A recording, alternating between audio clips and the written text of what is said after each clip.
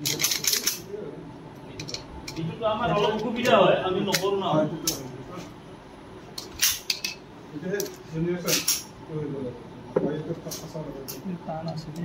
কিছু ফাঁসি যায় বুঝিয়ে দাদা কই দেব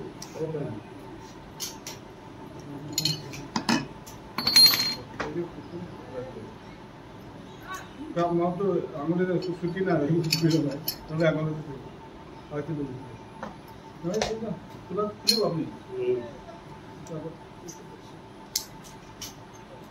একে এটা কথা